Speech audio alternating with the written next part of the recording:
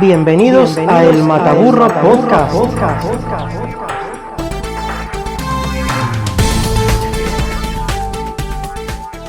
Aquí conoceremos personas que nos contarán cosas de su vida y su trabajo. Aprenderemos sobre variados asuntos y temáticas relacionadas con su ocupación.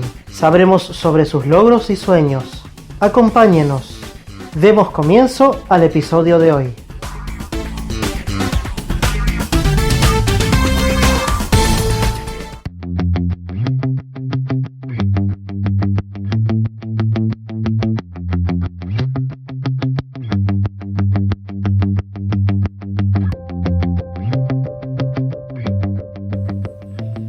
Comenzamos una nueva edición, así que le damos la bienvenida a Sebastián Musso. Él es periodista y divulgador en cuestiones de astronomía y la ciencia del cielo, básicamente. ¿Cómo estás, Sebastián? ¿Cómo estás, Jere? Hola, Carlos. ¿Cómo están los dos? Gracias por la invitación. Gracias por tu tiempo, primeramente, y como siempre decimos, la idea es una charla de café, luego convertida en podcast. Así que te animamos a que te sientas cómodo, a que te explayes todo lo que quieras. Buenísimo. Total, no hay tiempo límite para el programa y bueno, la idea es aprender, que nosotros aprendamos y que luego nuestros oyentes también aprendan. Bueno, vamos a tratar. Así que claro, bueno, exactamente. Arranca Carlos con la entrevista y nos vamos turnando. En principio, digamos, como para entrar un poco en tema y que la gente sepa, la pregunta sería: ¿quién es Sebastián Musso? Bueno, en lo que tiene que ver con esta charla, intuyo que es un divulgador científico. Soy un divulgador científico que trabajo hace unos 30 años dando cursos, charlas, conferencias de astronomía. He organizado congresos, exposiciones, he escrito algunos libros, escribo artículos, hago algunas asesorías que tienen que ver con la divulgación. Bueno, un poquito de eso, de compartir la ciencia con otras personas. ¿Y cuándo surge tu pasión por la astronomía, Seba? Y en realidad hace como un montón.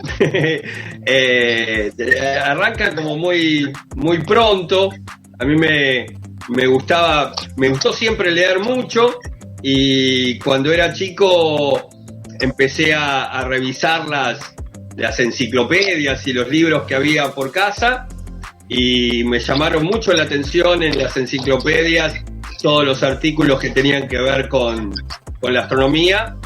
Y a partir de allí, bueno, intenté que mis padres me compraran libros ya específicamente de astronomía, que ciertamente no había muchos. Estamos hablando de la década del 80 y por supuesto la cantidad de libros sobre ciencia no eran muchos. La cantidad de documentales que por ahí uno podía enganchar en la televisión tampoco era la que hay hoy, y de ahí de a poco fui como consumiendo todo lo que tenía que ver con astronomía. Y bueno, a los 12 años un señor que daba cursos de astronomía aquí en Mar del Plata me invitó a que diera una charla, y fue mi primera charla de astronomía del sistema solar. Recuerdo en verano, acá en Mar del Plata, en una sala que entonces era muy convocante, así que había un montón de gente. Y bueno, ese fue el comienzo. A las pocas semanas repetí la charla en una escuela, y muy poquito tiempo después, en definitiva tan solo unos meses después, esta persona tuvo un inconveniente, tuvo que abandonar un curso que estaba iniciando, un curso introductorio a la astronomía, y bueno, y yo empecé a compartir lo que había leído con los demás. Qué bueno. Bárbaro, buenísimo. Ya de chiquito, buenísimo. Ya haciendo lo que seguís haciendo hoy, y tratando de, al fin y al cabo, de contar lo que sabes, ¿no? Sí, me parece que un poco de eso se tiene que tratar siempre, ¿no? De tener uno como la necesidad de compartir lo que aprende con los demás, que el aprender algo no tenga la sola motivación de conocer, sino también de poder acercárselo al resto, compartirlo con el resto, buscar maravillarnos juntos por un nuevo descubrimiento, por una, no sé, una nave que viaja a tal lado y que nos promete aprender más cosas, por esas cosas últimas que siguen pasando, diría yo, literalmente a diario. La astronomía descubre cosas nuevas y siempre es un lindo desafío encontrar la mejor herramienta para compartirlo con los demás. Claro. Y dentro de lo que vos sabés o leés, estudiás, ¿quiénes son para vos los referentes o los ejemplos como divulgadores de la materia? Bueno, un ejemplo ineludible siempre es Carl Sagan, como ese gran divulgador que con su serie Cosmos y con el libro del mismo nombre le llevó la astronomía literalmente a un mundo completo, ¿no? El libro se tradujo en muchísimos idiomas, la serie también fue muy transmitida en diferentes países, y creo que fue de esa enorme generación de divulgadores en los cuales podemos poner en otras áreas de la ciencia a Temboró o a Jacques Cousteau, esos que se enamoraban de la ciencia aun cuando no fueras un gran aficionado a cada una de ellas. ¿Sí? Yo no he buceado en mi vida, pero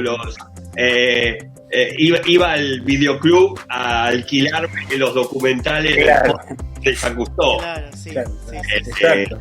Y probablemente una persona que no se ha dedicado a la astronomía, pero seguramente recordará con mucho cariño haber visto la serie Cosmos y al menos aprender algunas cositas de por qué brillan las estrellas, quién fue Galileo, cómo funcionaban los grandes telescopios, cuál fue la biblioteca de Alejandría, por qué descubrimos y cómo descubrimos que la Tierra era redonda en su tamaño, esas cosas que aparecían en Cosmos y que despertaron tantas curiosidades. O sea, eso hizo que la astronomía llegara más a la gente, digamos, el trabajo de Carl Sagan. Yo creo que sí. Después, hoy estaba recordando con un amigo,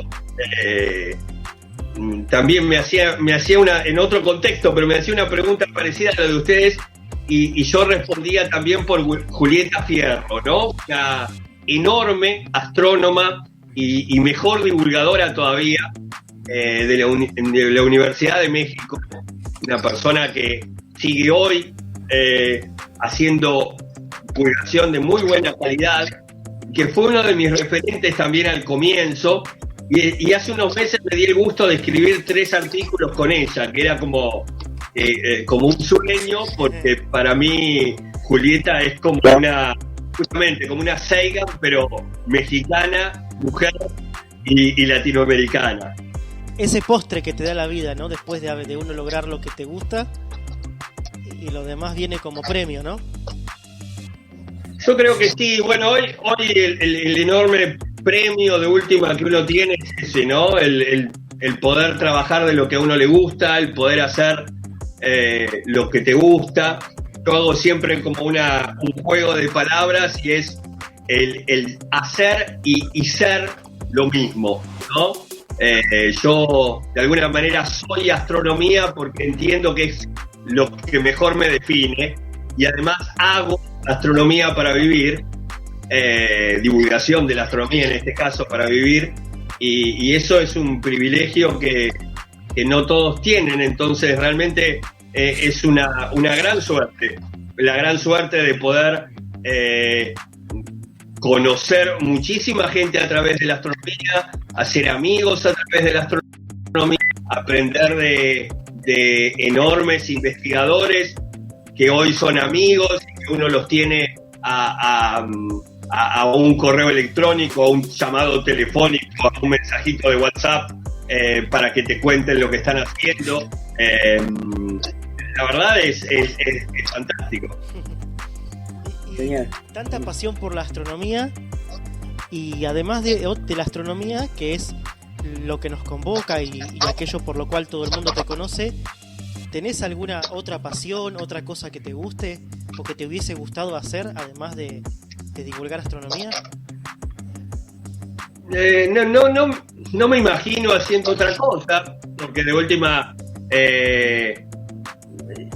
lo hago esto desde muy chico y ciertamente es lo que me encanta hacer. Sí, por supuesto, como todos, tengo mis otras aficiones de disfrutar de ver deporte, de escuchar música, pero por supuesto no pienso en ninguna de estas actividades como propia, sino disfrutar que lo hagan los otros y ciertamente me gusta mucho.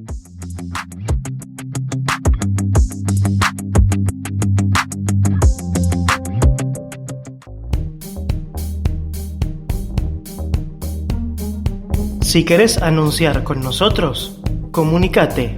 Envíanos un mail a auspiciantes.elmataburro@gmail.com.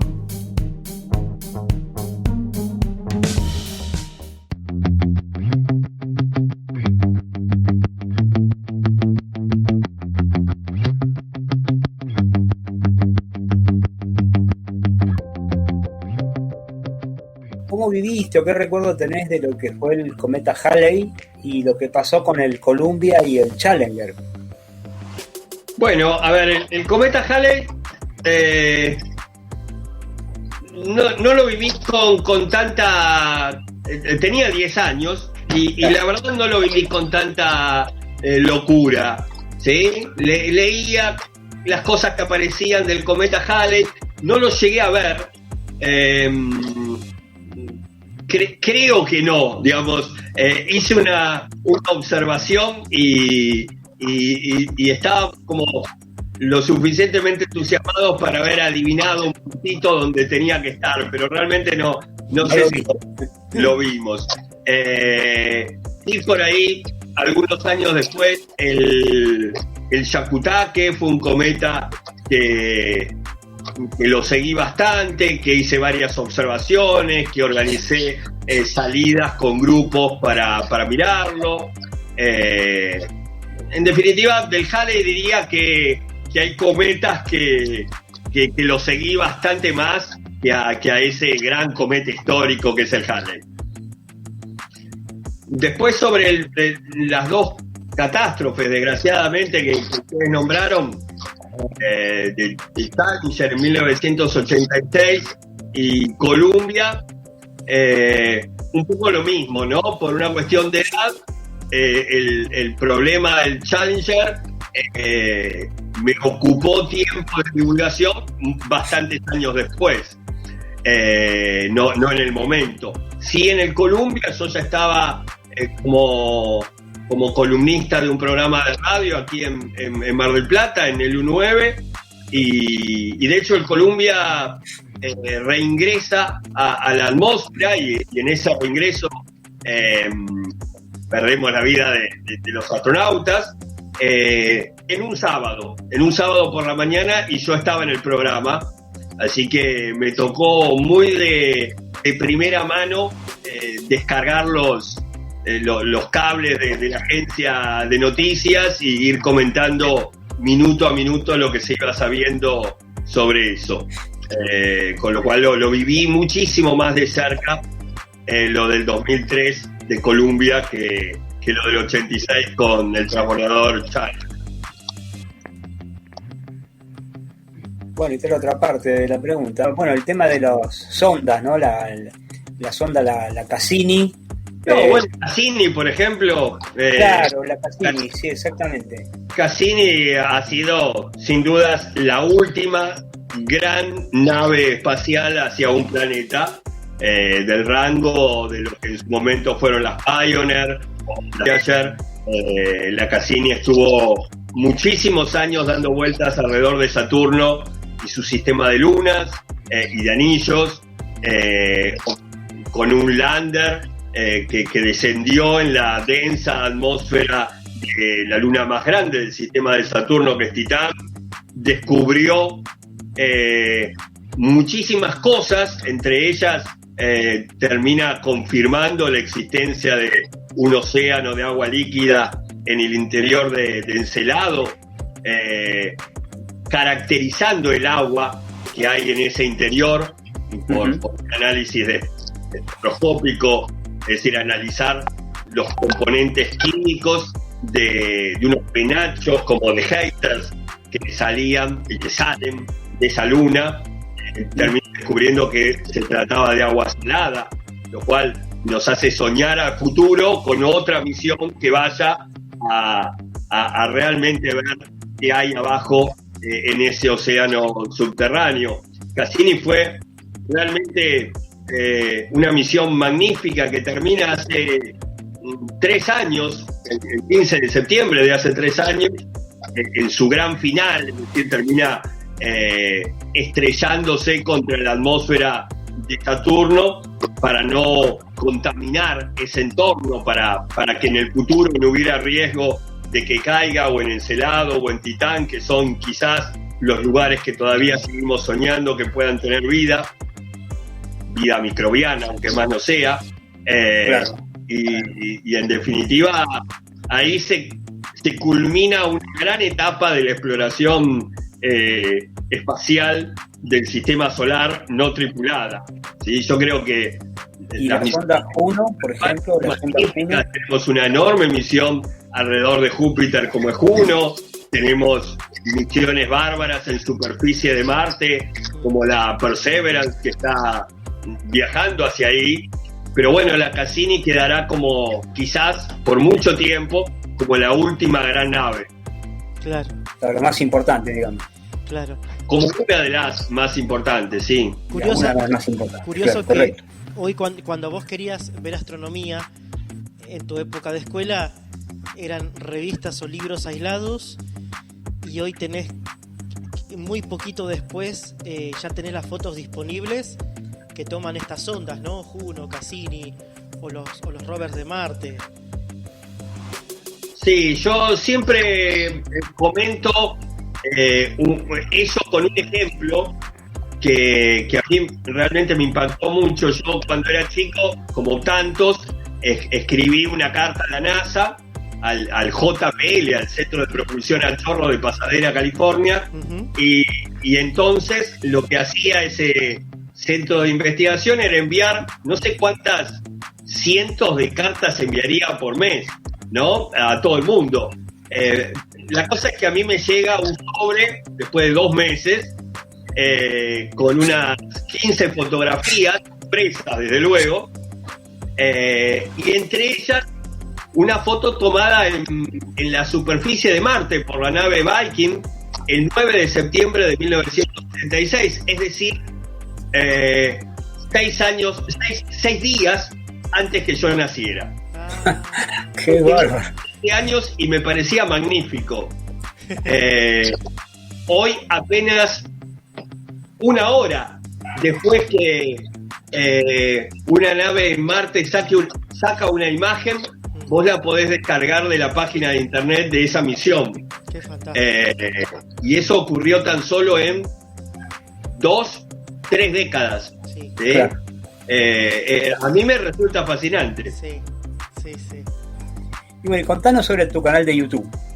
Eso en realidad, a ver, si bien había armado mi canal de YouTube hace un tiempo, ciertamente no le prestaba demasiada atención hasta ahora en los tiempos de pandemia, ¿no? Claro.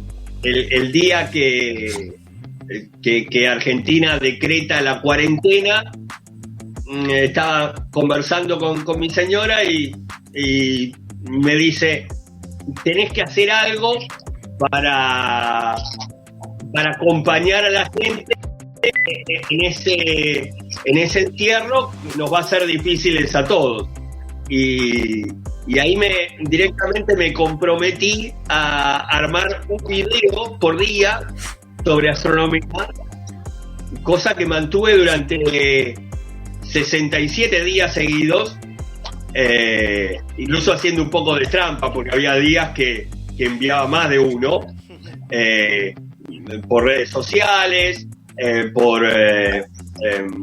grupos de WhatsApp, subiéndolos a distintos sitios, y en definitiva fue como muy visto y muy agradecido por justamente acompañarnos, hacernos compañía, cuidarnos, aprendiendo juntos algo que nos gusta, y ahora bueno, todos esos videos los he subido a mi canal de YouTube, que tiene mi mismo nombre, Sebastián Musso, y ahí también de última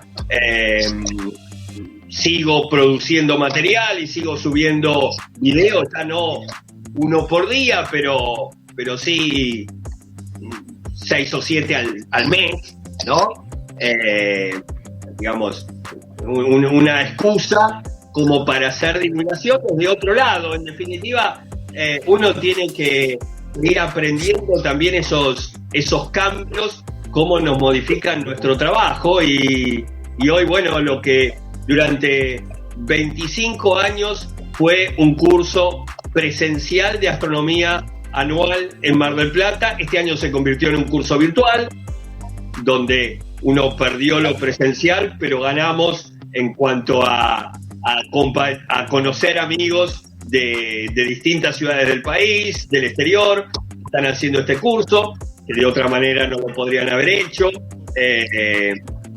Una contingencia como es la pandemia me obliga a decir, bueno, capaz que YouTube termina siendo una buena manera también de acercar la astronomía a la gente, y uno va como probando nuevas herramientas. Quizás ninguna sea suficiente por sí sola y sea más grave, digo, una mezcla de todas para seguir compartiendo la ciencia con los demás. Sí, interesante del canal que no tiene límites físicos, digamos, ¿no? O sea, te puede ver alguien acá, te puede ver alguien, no sé, en Japón, por ejemplo. Sí, tal cual. Es interesante eso. Como muy lindo, ¿no? El hecho de saber que, bueno, uno larga algo y no sabe muy bien a dónde termina. ¿Has chusmeado el Analytics de YouTube para tener una idea de desde dónde miran tus videos? Sí, por supuesto, mayoritariamente es Argentina, porque es donde mayoritariamente, digamos, conocen mi trabajo, pero también en todos estos años he tenido la suerte de visitar otros países dando cursos o dando charlas, y hay alguno ahí que todavía sigue siendo lo suficientemente masoquista para ir a buscarme y escucharme. Qué bárbaro. ¿Y qué otros divulgadores o qué otros youtubers o canales podrías recomendar también para la gente que le guste y no le alcance con tus 6 o 7 videos semanales? Bueno, para mí uno de los grandes divulgadores que hoy tiene Argentina es Diego Bagú, el director del Planetario de La Plata. Él tiene un canal de YouTube y todo lo que hace realmente me parece de una excelente calidad.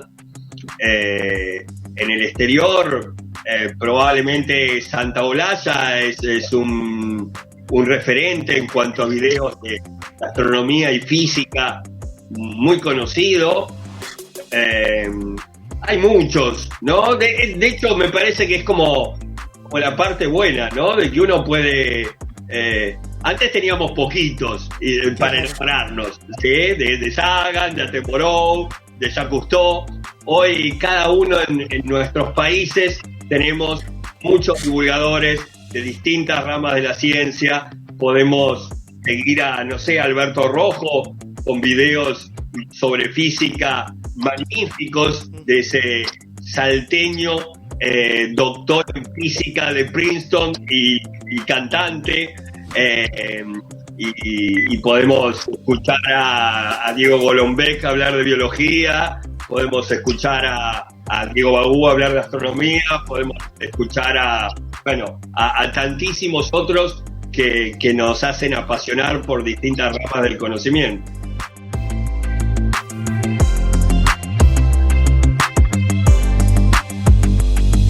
Compartiremos a continuación un episodio de Astronomía en Cuarentena, el cual se puede encontrar en el canal de Sebastián Musso, al cual los invitamos a suscribirse.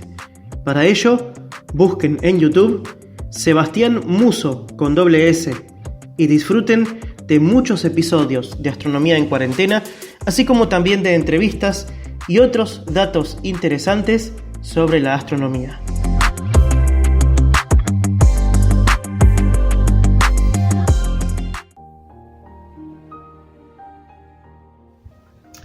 Astronomía en Cuarentena, episodio número 46, un verdadero récord de estar juntos hablando de astronomía, y por eso hoy elegí el hablar de récords en el espacio. Valery Polyakov es quien ostenta hasta el día de hoy el récord de permanencia en el espacio en una sola misión. Estuvo este señor soviético 438 días en la Estación Espacial Mir.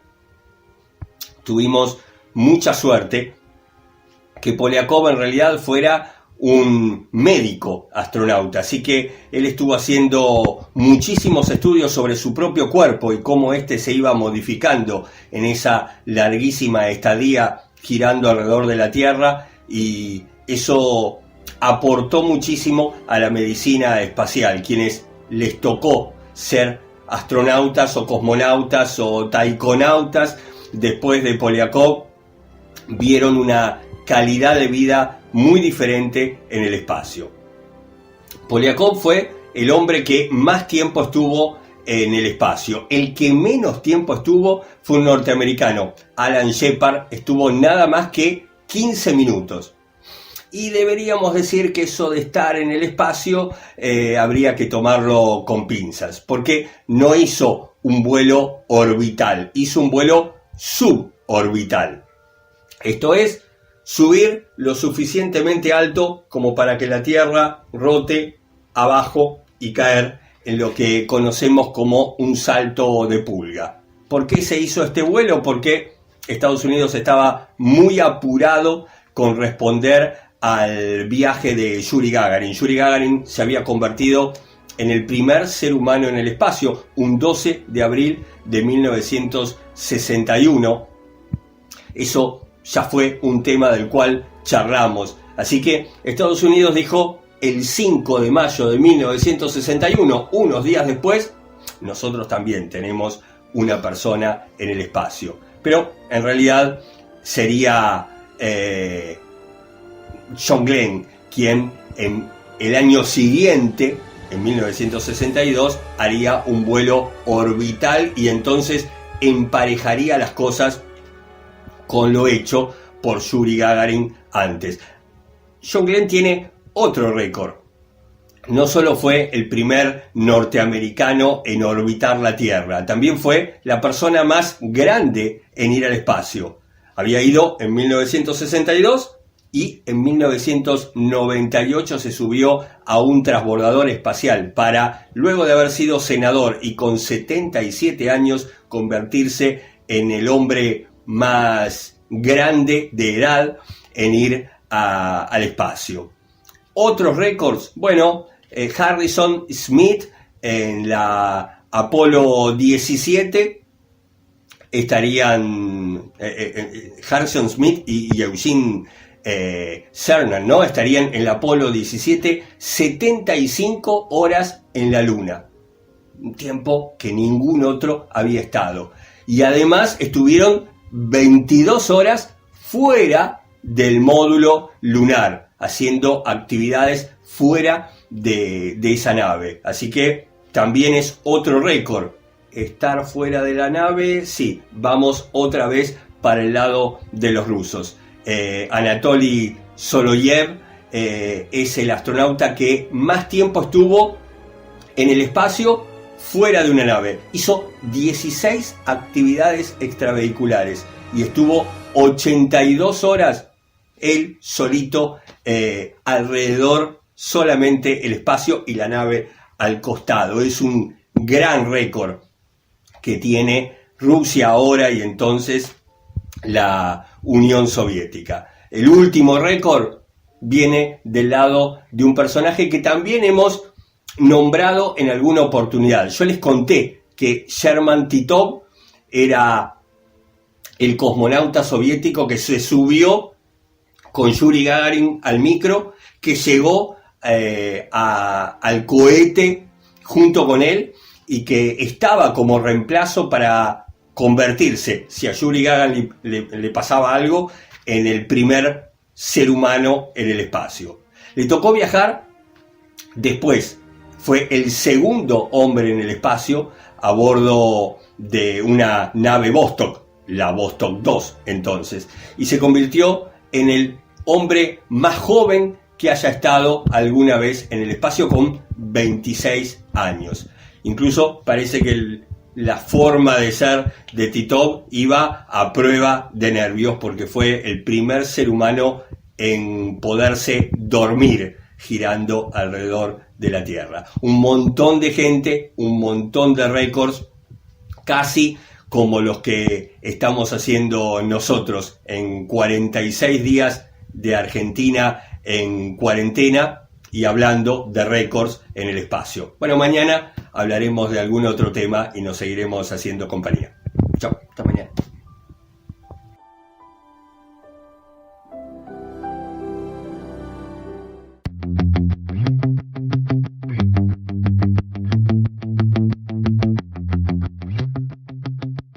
¿Crees que el hombre va a llegar a Marte algún día?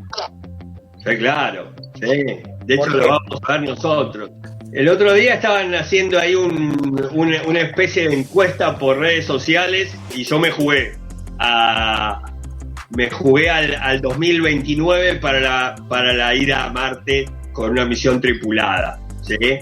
Ahí estaban todos pensando en el 34, 35. Yo lo traje un poquito más para acá, pensando en el número redondo con 1969 cuando pisamos por primera vez la Luna. Ya casi es seguro de que en el 2024 o 25 los Estados Unidos va a volver a la Luna con la misión Artemisa, que va a poner a la primera mujer pisando nuestro satélite. Y bueno, yo me jugaría con un 2029 para la misión tripulada a Marte. ¿Y vos pensás que hay tecnología como para ir en un viaje así, es un viaje de mucho tiempo? No, a ver, hay problemas a solucionar todavía. Hay algunos problemas ligados a la radiación que sufrirían los astronautas en el viaje. Seguramente tratar de mejorar los tiempos para que el viaje no sea tan prolongado. Hoy por hoy estamos hablando de un viaje de un año completo entre ida, vuelta y estadía, quizás año y medio. Pero creo que hay hoy muchos actores buscando lo mismo, ¿no? Hay al menos 3 agencias espaciales privadas norteamericanas buscando eso. Está la agencia espacial de bandera, la NASA, buscando lo mismo. Están los chinos queriendo conseguir ese logro de poner al primer ser humano pisando otro planeta, como sería Marte. Seguramente será un trabajo colaborativo donde las agencias espaciales de enorme experiencia, como la Agencia Espacial Europea o el Roscosmos ruso, se van a sumar. Y todo eso un poco con una competencia y otro poco con un espíritu de colaboración, apuesto a que terminen acelerando las cosas. Uno ve noticias seguidos de que en 2022, en 2027, o ponele el año que quieras, un gran asteroide chocará con la Tierra. ¿Qué pensás o qué podrías contarnos vos de ese tipo de noticias? A ver, primero vamos a decir la mala noticia, y es posible, ¿sí? En definitiva, hay muchos, algunos cientos de asteroides que cruzan la órbita de la Tierra y que son potencialmente peligrosos. De hecho, choques de asteroides o cometas o grandes meteoros con nuestro planeta, por supuesto, ya han ocurrido en el pasado y sabemos que van a volver a ocurrir. Uno espera que para cuando ese nuevo escenario se produzca realmente, tengamos la tecnología para defendernos, para desviar al asteroide, para verlo en pedazos antes de que esté lo suficientemente cerca. Pero en definitiva, primero habría que decir que es una posibilidad astronómica cierta. Lo segundo, que también hay mucha noticia catastrófica en internet que hay que leer con cuidado, ¿sí?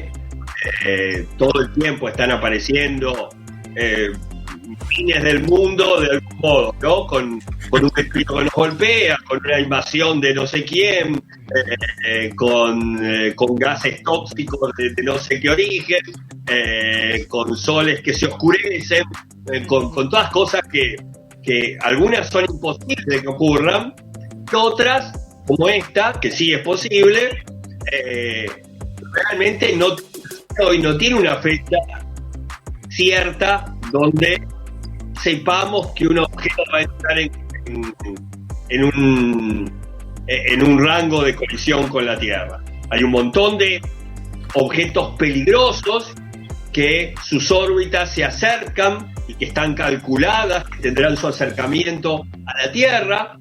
Cabe decir, hay otros chiquititos que a veces nos sorprenden.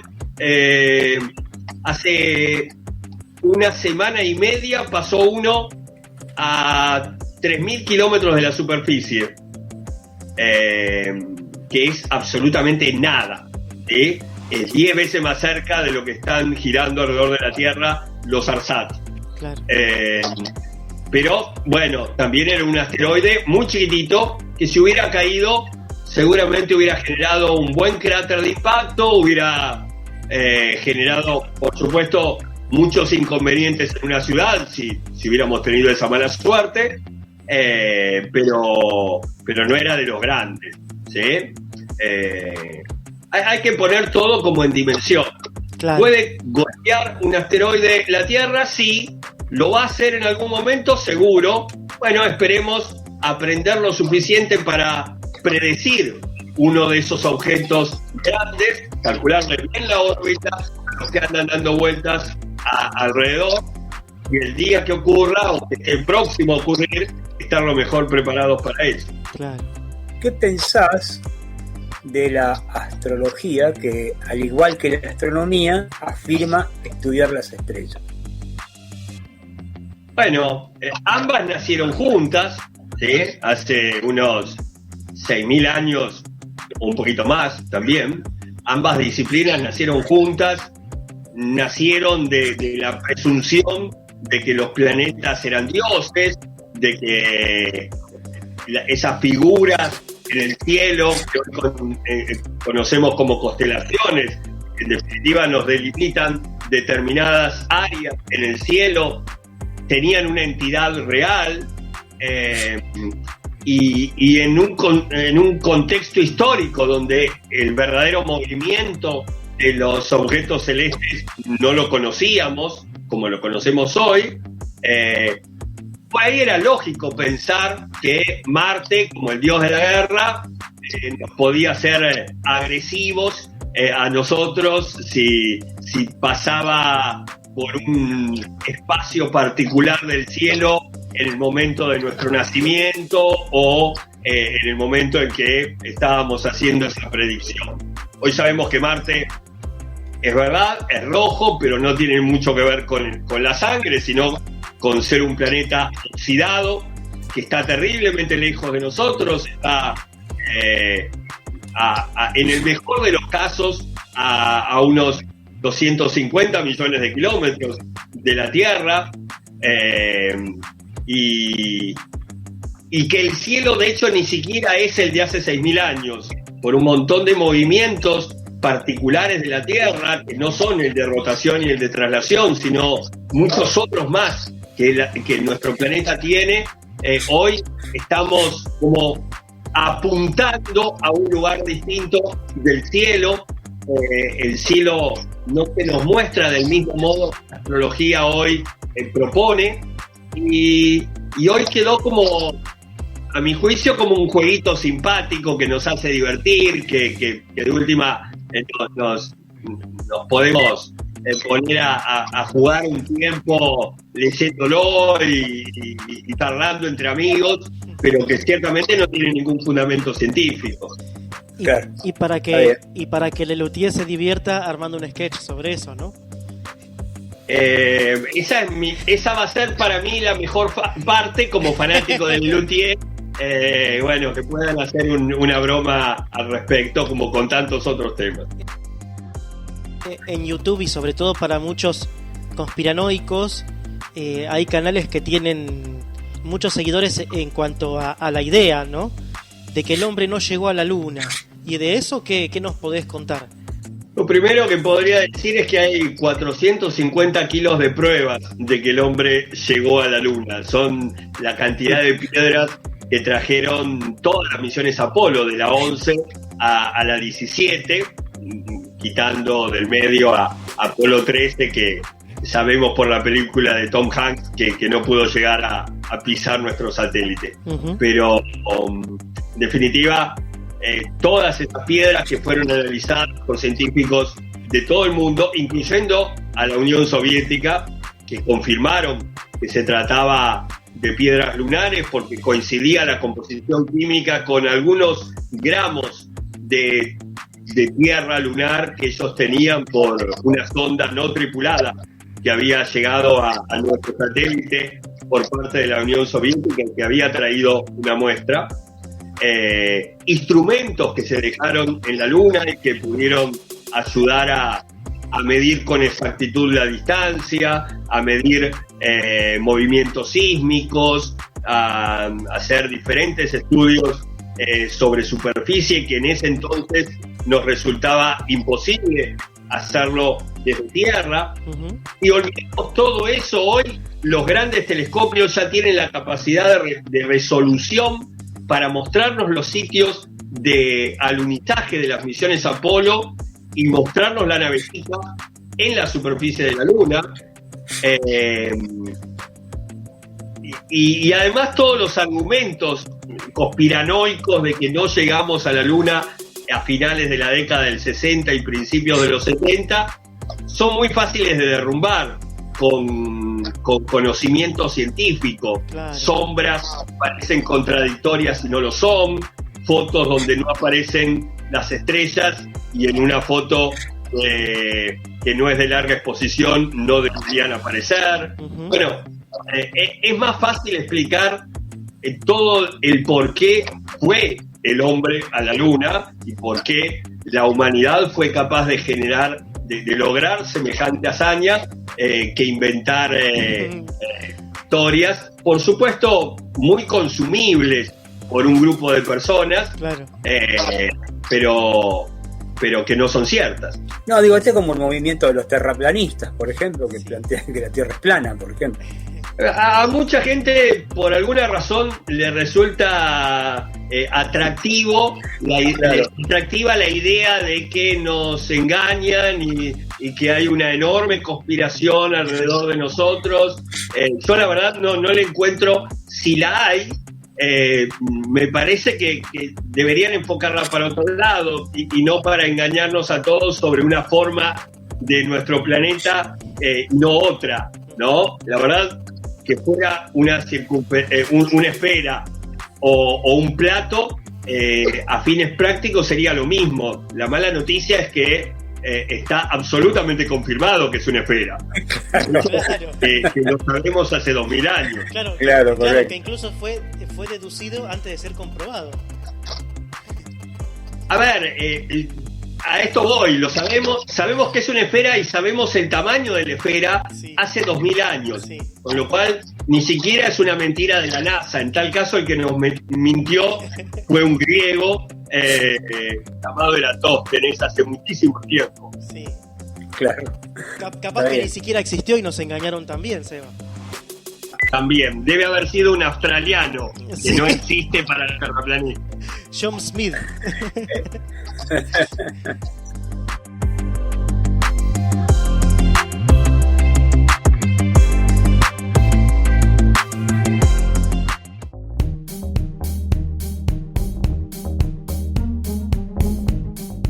Si te gusta nuestro programa, suscríbete al canal El Mataburro de YouTube y activa la campana de notificación para que no te pierdas ninguno de nuestros episodios. El Mataburro, el saber al alcance de tus oídos.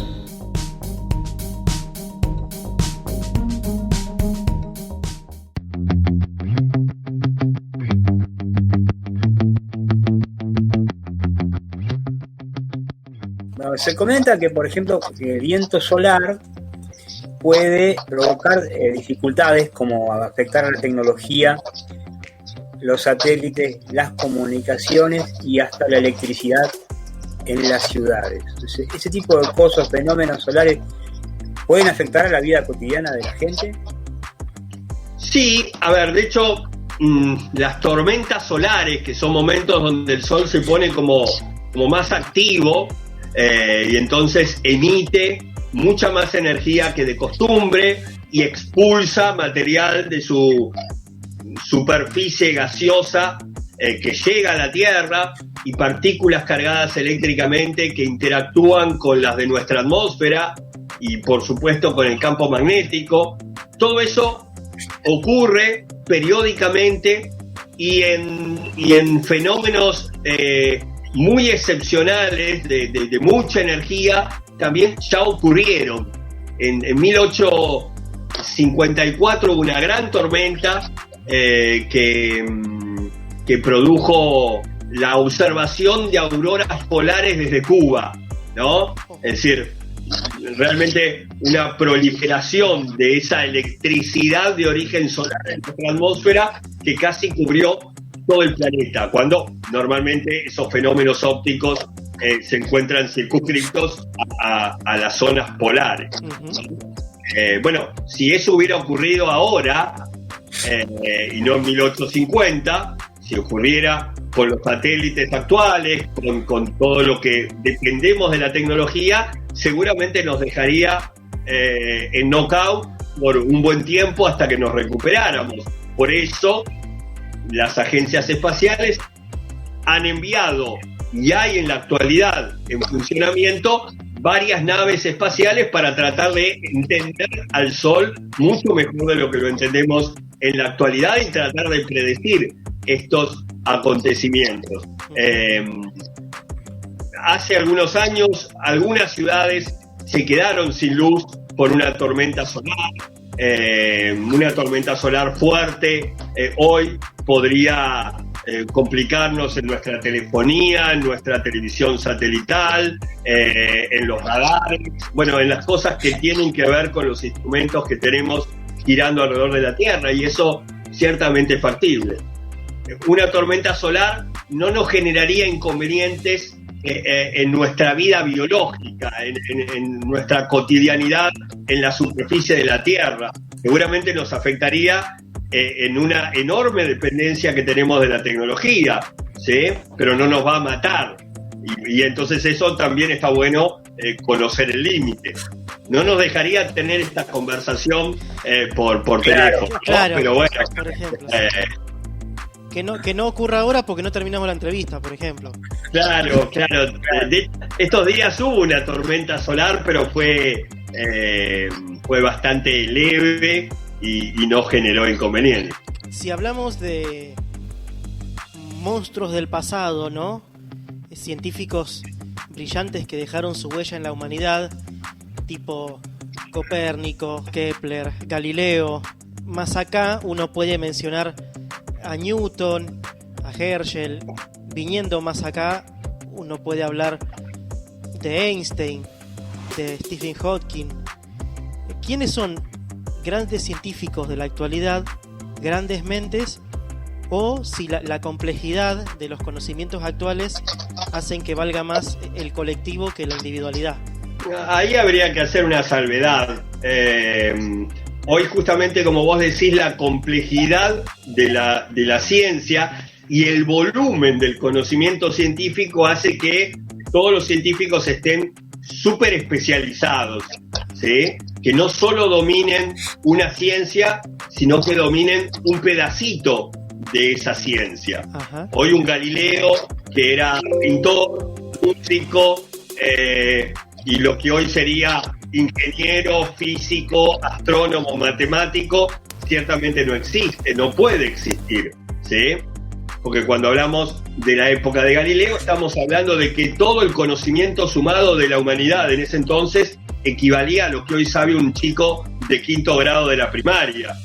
Entonces, por supuesto que había mentes brillantes que podían acaparar todo ese conocimiento y revolucionarlo, y hoy es imposible, ¿sí? Si pensamos un dato es muy interesante a mi juicio, y es que Galileo, Newton, Einstein, Marie Curie, Max Planck, los griegos, los egipcios, los chinos de la antigüedad, todos suman un 1% del total de personas que han generado conocimiento en la historia de la humanidad. El otro 99% vive hoy. Tiene Facebook, Instagram, Twitter, y les podemos escribir un correo electrónico. Hoy realmente están todos los hombres y mujeres creando conocimiento. Seguramente hay mentes tan brillantes como las de Copérnico, Galileo o Einstein. El tema es que están circunscritos a una partecita muy chiquita de cada uno de sus saberes, donde por ahí entonces no nos significa para los medios, para el público en general, tan revolucionarios como los anteriores, ¿sí? Pero en cada una de las ramas del conocimiento podríamos seguramente nombrar personas brillantes. Hay cosmólogos fantásticos que son argentinos, como Matías Aldarriaga, como Balmacena, en definitiva, mentes que realmente son brillantes en la actualidad. Probablemente no sea el momento de esos enormes cambios de paradigma, y si lo hubiera, seguramente sería un conjunto de personas, como vos bien decís, ganaría el colectivo, toda la colaboración internacional de muchísimos científicos que nos cambiaran nuestra imagen del universo en el cual vivimos, y no sería solo una persona como quizás lo pudo hacer Copérnico en el 1500. A ver, nos hemos convertido en una sociedad que ha aprendido mucho, que por supuesto le debe quedar un porcentaje enormemente mayor de cosas por aprender, y que la cosa es ya tan compleja que necesitamos, creo yo por suerte, aprender de a muchos, ¿no? Por suerte la ciencia tiene esa fascinación que resistirse sería fútil. Claro, aparte otra cosa, como decía Sebastián, en 400 años se acumuló mucho conocimiento. Muchísimo. En realidad han sido 400 años muy productivos para el conocimiento. Bueno, no sé, a mí nos gustaría que nos dejes alguna reflexión final, o que lo que tengas ganas de decir como cierre. Bueno, inicialmente agradecerles la charla, porque siempre está bueno poder conversar, poder hablar de lo que nos gusta, quizás contagiar a otro que después de escuchar nuestra charla tenga ganas de buscar un libro, un video, un documental, una nota en algún portal que le enseñe algo nuevo. Me parece que por ahí eso es lo que me gustaría, ¿no? Que seamos lo suficientemente curiosos para buscar todos los días maravillarnos con algo distinto, con aprender, aunque más no fuere, un poquito más de lo que sabíamos al día anterior. Por suerte, no nos va a alcanzar la vida para contestar todas nuestras preguntas o saber todo lo que hay para saber, pero al menos la va a ser mucho más rica si nos embarcamos en ese esfuerzo. Bueno, buenísimo, Sebastián. Muchas gracias por la nota y muchas gracias por el tiempo. No, al revés, gracias a ustedes. Bueno, un abrazo grande y nos comunicaremos en otro momento. Cuando quieran.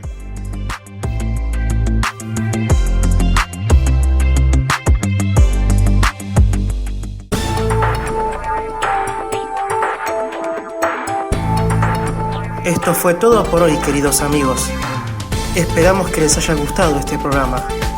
Nos encontraremos dentro de 2 semanas.